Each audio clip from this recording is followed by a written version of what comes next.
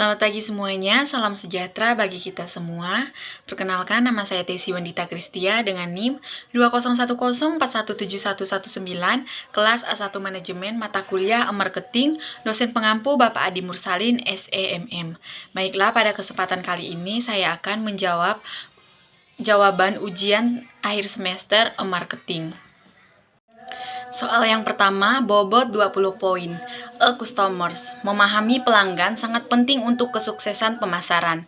Dalam mengembangkan sistem e-commerce, pemasar perlu melakukan eksplorasi konsumen secara online mereka terkait beberapa informasi penting.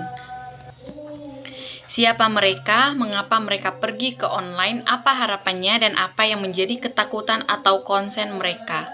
Memahami motivasi atau alasan mengapa konsumen untuk melakukan aktivitas online merupakan hal yang penting. A. Sebutkan alasan atau 3 aktivitas online utama yang umumnya dilakukan oleh konsumen. Jawabannya, yang pertama, tidak perlu keluar rumah. Alasan belanja online lebih disukai yang pertama adalah tidak perlu repot datang ke toko fisik secara langsung. Konsumen tinggal membuka handphone dan memilih media belanja sesuai pilihan. Dalam proses pemilihan barang sampai di lokasi, konsumen hanya menunggu saja tanpa perlu pergi menjemputnya.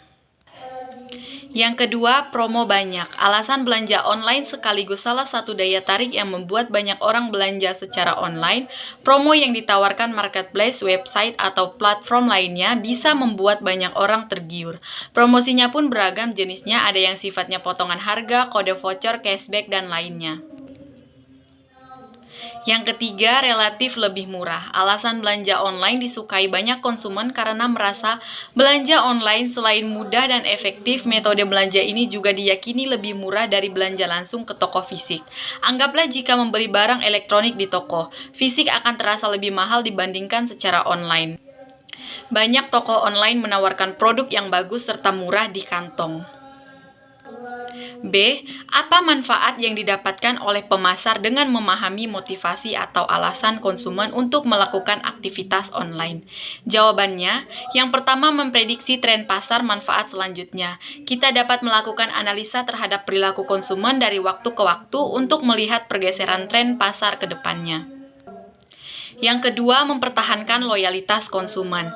Jika konsumen sudah jatuh hati terhadap suatu produk, maka konsumen akan melakukan pembelian terus-menerus terhadap produk tersebut. Maka dari itu, kita perlu mempertahankannya agar konsumen loyal terhadap produk kita.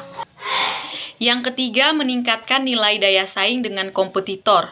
Tentu saja sangat banyak kompetitor produk di luar sana. Ada yang menawarkan keunggulan dari segi harga, kualitas, ataupun pelayanan.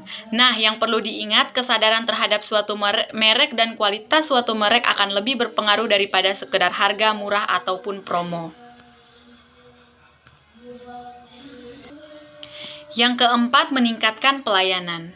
Kepada konsumen, dengan memahami perilaku konsumen, kita dapat memberikan pelayanan kepada konsumen sesuai dengan kebutuhan dan ekspektasi konsumen. Soal yang kedua, apa kontribusi internet dan apa relevansinya dengan strategi atau pemasaran?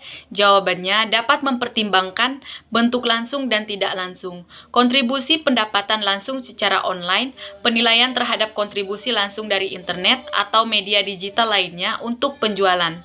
Biasanya dinyatakan sebagai persentase dari pendapatan penjualan keseluruhan. Kontribusi promosi tidak langsung secara online, penilaian proporsi pelanggan baru atau dipertahankan, yang menggunakan sumber-sumber informasi online dan dipengaruhi sebagai hasilnya ini adalah useful for, pengaturan tujuan menyoroti pentingnya saluran baru. Soal yang ketiga, jelaskan hubungan antara e-marketing dan e-business dan mengapa mereka dianggap secara terpisah. Jawabannya, e-business umumnya dipahami untuk mencakup semua 3 elemen e-commerce.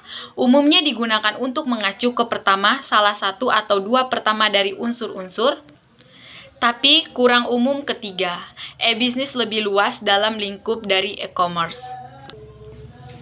Soal yang keempat, Anda diminta oleh perusahaan untuk mempresentasikan dengan topik bagaimana menerapkan Instagram marketing dan topik marketing. Silakan Anda lakukan apa yang diminta oleh perusahaan tersebut. Jawabannya, cara menerapkan Instagram marketing dan topik marketing dalam sebuah perusahaan. Yang pertama, follow para followers akun bisnis kompetitor. Yang kedua, gunakan hashtag yang relevan.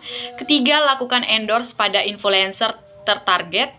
Dan yang keempat, menaikkan engagement rate di Instagram. Yang kelima, berkolaborasi dengan saling mempromosikan akun. Yang keenam, tambah followers dari konsumen yang datang. Yang ketujuh, posting testimoni dari konsumen. Yang kedelapan, memanfaatkan tools gratis dari Instagram. Yang kesembilan, story Instagram. 10 live Instagram, 11 sorotan Instagram, dan yang ke-12 Reels Instagram. Soal yang kelima, Anda sudah diminta untuk memberi komentar terhadap 2 video di Instagram Bapak. Apa judul kedua video tersebut? Coba saudara jelaskan isi video di Instagram Bapak dan tunjukkan screenshot komentar Anda terhadap 2 video tersebut. Jawabannya, judul video, Kerangka Ideal Belajar Digital Marketing untuk Pemula. Pembicara Denny Santoso, manfaatnya mengetahui tentang bagaimana belajar digital marketing untuk pemula serta dapat langsung diterapkan untuk kami. Cara mempelajari digital marketing ada 3 fase yang harus dipahami adalah build, automate, scale. Isi dari penjelasannya yaitu digital marketing adalah salah satu tren baru yang wajib Anda dan tim perusahaan kuasai jika tidak ingin kalah bersaing. Setiap ahli punya cara berbeda-beda dalam menentukan pengertian digital marketing. Akan tetapi dalam materi ini, OCBC NISP akan mengacu pada para ahli pemasaran digital paling terkemuka di dunia.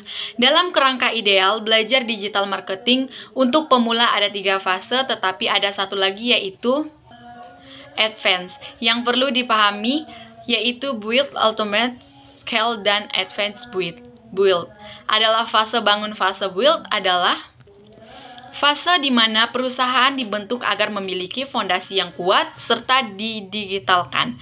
Marketing automation atau pemasaran otomatis adalah sebuah teknologi dalam perangkat digital yang bertugas secara otomatis untuk mengelola proses pemasaran dan pemasaran multifunction. Sejumlah saluran bisnis, penggunaannya dalam bisnis sudah semakin berkembang dan sangat populer belakangan ini. Sekian dari saya, terima kasih.